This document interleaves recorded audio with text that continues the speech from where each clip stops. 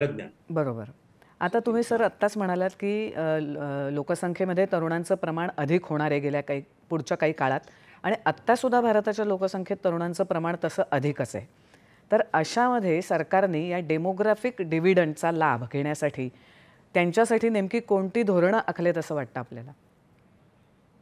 सगळा जर हा गुंतागुंतीचा विषय का सोप्या पण नेमक्या फॉर्म्युला कसे आणायचं झालं ना, तर ते येऊन ठेपतं की युवा पिढीची शक्ती, युवा पिढीचंही भलं आणि तितकंच नव्हे त्यापेक्षा महत्त्वाचं म्हणजे देशाचं भलं. देशाचं.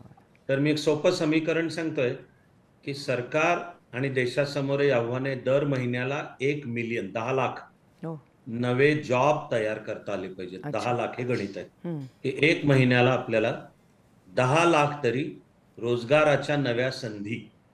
आतापर्यंतचा गेल्या 11 वर्षाचा डेटा पाहिला तर आपल्याला ते दरमहा 7.5 लाखापेक्षा जास्त जमतंय. अच्छा. म्हणजे प्रत्येकालाच युवकाला रोजगार मिळालाच पाहिजे. हं. ती निश्चितपणे शासन या व्यवस्थेची जबाबदारी आहेच हं.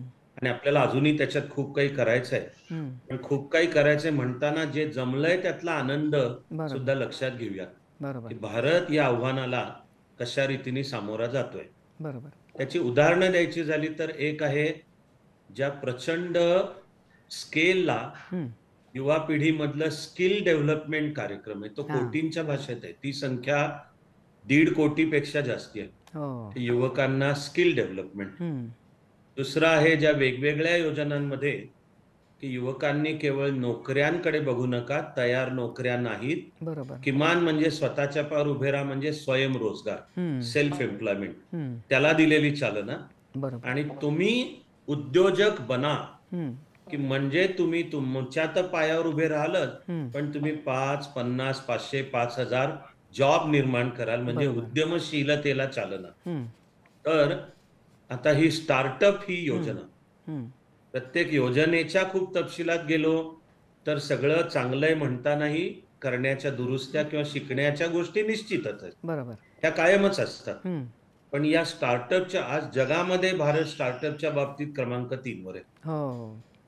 आणि स्टार्टअप म्हणजे युवकांना भांडवल पुरवणे, बरोबर.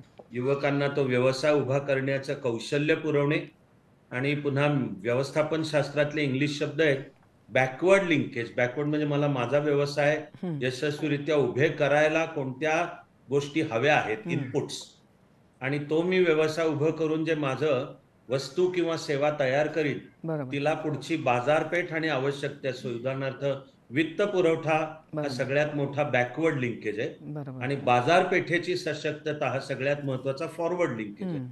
दोन्ही पातळ्यांवर सरकारने धोरणं आखून ती चांगल्यापैकी अंमलामध्ये आणलेली आहेत. बरोबर. आणि यामध्ये सुद्धा पुन्हा याही प्रश्नावरचा मी तूर्त शेवटचा मुद्दा म्हणतो. हं. तो म्हणजे लघु आणि मध्यम क्षेत्राला दिलेली फार मोठ्या प्रमाणावर चालना. हं. स्मॉल आणि मीडियम एस-एम-एम-ई, एस-एम-ई. एम-एस-एम-ई असा ज्याचा उल्लेख होतो. हो. तर आज भारताच्या अर्थव्यवस्थेमध्ये एम-एस-एम-ईचा जी-डी-पीत सुद्धा वाटा मोठा आहे. बरोबर आहे. रोजगार निर्मिती पाहिली तर एम-एस-एम-ईचा वाटा मोठा आहे. हं. निर्यात वाढवणे, भारताचा जागतिक व्यापारातला वाटा यात सुद्धा एम-एस-एम-ईचा मोठा आहे. बरोबर. त्याला केंद्राने घेतलेल्या आम्ही त्यातल्या एकाच फार महत्त्वाच्या योजनेचा उल्लेख करतो, हां. ज्याचं नाव आहे production linked incentive scheme, P-L-I. हं. तर या पी-एल-आयचा उद्योग व्यवसायांना फायदा होऊन युवकांना रोजगार, युवकांकडे कुशलता हं. आणि जेणेकरून ते स्वतःच्या पायावर उभे राहतील, ही व्यवस्था. बरोबर. याच्यातलं यश आहे. बरोबर आहे. सर तुम्ही उदाहरणे दिलत त्यामुळे ते चांगलं पटलं. पण तुम्ही सुरुवातीला जे म्हणालात ना, नवीन